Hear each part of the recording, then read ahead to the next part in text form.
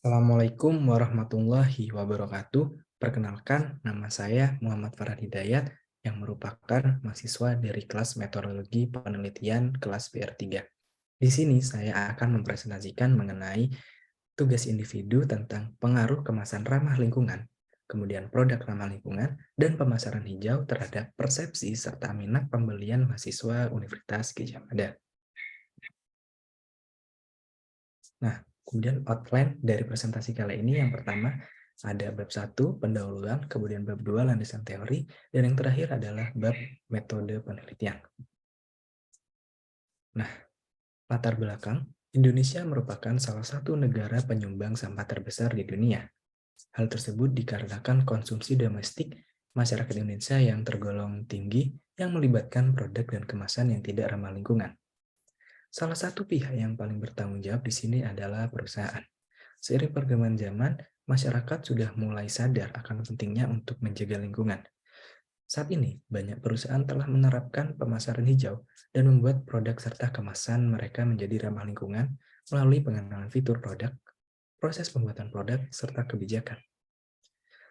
Lalu, rumusan masalah di sini didasarkan pada permasalahan sampah kemasan yang tidak ramah lingkungan yang semakin besar setiap tahunnya. Lalu, kesadaran konsumen yang rendah terhadap sampah, produk, dan kemasan tidak ramah lingkungan harus ditingkatkan guna mencegah atau mengurangi risiko yang ditimbulkan. Dari permasalahan tersebut, tentunya persepsi dan minat pembelian konsumen terhadap produk dan kemasan ramah lingkungan itu dapat berbeda-beda antara individu. Nah, selanjutnya masuk ke bab 2. Pertanyaan penelitian di sini adalah untuk menjawab apakah pemasaran hijau itu memiliki pengaruh terhadap persepsi dan minat pembelian mahasiswa Universitas Gadjah Mada. Kemudian yang kedua, apakah kemasan dan produk ramah lingkungan mempengaruhi persepsi dan minat pembelian mahasiswa Universitas Gadjah Mada. Kemudian tujuan dari penelitian ini adalah untuk menganalisis pengaruh kemasan dan produk ramah lingkungan terhadap persepsi dan minat pembelian konsumen khususnya mahasiswa Universitas Gadjah Mada. Dari hasil penelitian ini dapat digunakan sebagai rujukan untuk mempelajari dan mengembangkan produk dan kemasan ramah lingkungan melalui penciptaan pemasaran hijau dan green advertising yang cocok diterapkan untuk meningkatkan minat pembelian konsumen. Kemudian, ruang lingkup dan batas penelitian. Dalam penelitian sebelumnya ditemukan bahwa bagi konsumen, produk ramah lingkungan itu berpengaruh signifikan terhadap minat beli serta menjadi salah satu solusi dalam menjaga lingkungan. Namun, penelitian ini memiliki kelemahan karena hanya diterapkan di Kelurahan Ketawang-Gede. Sehingga dari situ, untuk menggeneralisasi hasil penelitian, peneliti menyarankan agar dilakukan pada daerah lain dengan melakukan pengembangan variabel lain yang berpengaruh terhadap produk dan kemasan ramah lingkungan. Kemudian masuk ke landasan teori. Jadi teori dasar yang digunakan di sini ada 3, yakni mengenai teori perilaku konsumen, teori perilaku terencana, kemudian teori elaboration livelihood model. Lalu penelitian ini juga meninjau dari pengaruh pemasaran hijau terhadap persepsi dan minat kebutuhan pembelian.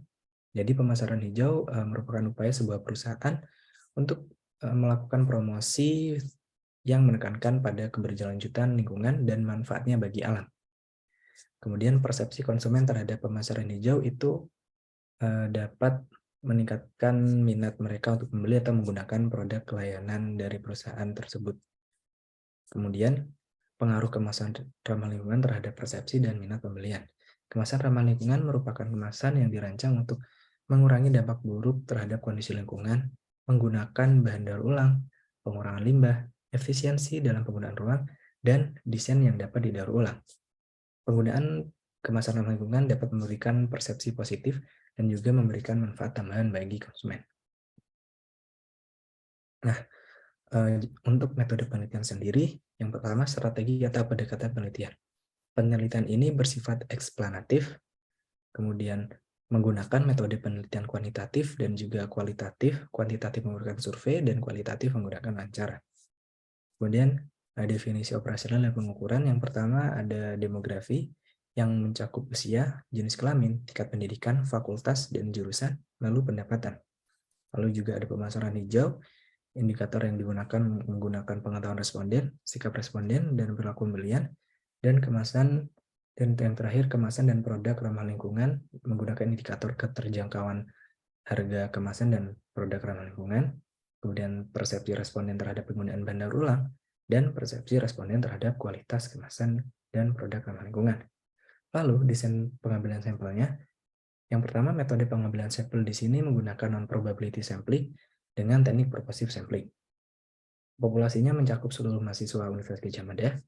Kemudian unit dan ukuran sampel minimal berjumlah 30 responden yang tersebar dengan minimal 6 fakultas. Objek penelitian ini yang dipilih adalah mahasiswa Universitas Gadjah Mada yang berasal dari berbagai tingkat pendidikan. Dipilih karena mereka memiliki tingkat pengetahuan terhadap produk dan kemasan ramah lingkungan, serta mereka juga tidak asing terhadap kampanye pemasaran hijau. Kemudian, metode pengumpulan data yang pertama menggunakan survei.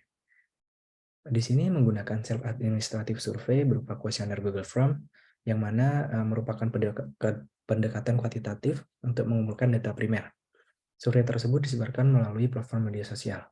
Lalu, apa saja data yang digali? Yang pertama ada pengetahuan, persepsi, niat, dan harapan. Nah, berikut merupakan instrumen penelitian surveinya. Yang pertama ada bagian pengantar, kemudian yang kedua penunjuk pengisian kuesioner, kemudian yang ketiga menggunakan pertanyaan penyaring, yang mana di sini merupakan purposive sampling yang meliputi yang pertama itu merupakan mahasiswa Universitas Gadjah Mada, kemudian memiliki pengetahuan atau pernah melihat atau menggunakan produk dan kemasan ramah lingkungan. Kemudian ada data diri, kemudian menggali mengenai pengetahuan sendiri, kemudian bagian 6 mengelola persepsi, bagian 7 mengelola niat dan harapan, dan yang terakhir penutup. Kemudian kita masuk ke metode pengumpulan data menggunakan wawancara. Di sini menggunakan in-depth interview sebagai pendekatan kualitatif untuk mengumpulkan dan memperoleh jawaban secara mendalam.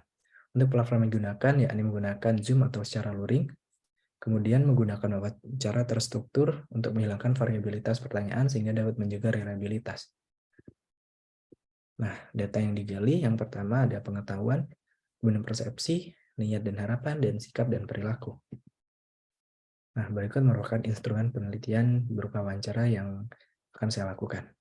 Yang pertama untuk pelaksanaan sendiri 20-30 Juni 2023, tepat menggunakan Zoom meeting atau luring, kemudian durasi wawancara sekitar 45 menit, dan partisipan mahasiswa yang berkuliah di Universitas Gadjah Mada dengan jumlah 30-40 orang.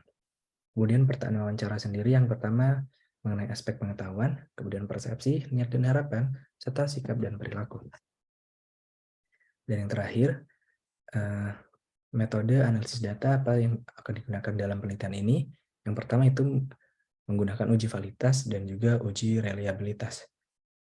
Penelitian ini menggunakan uji validitas untuk mengetahui seberapa tepat sih alat ukur untuk mengukur apa yang diukur. Kemudian penelitian ini juga menggunakan uji reliabilitas untuk mengetahui seberapa konsisten hasil pengukuran yang dilakukan.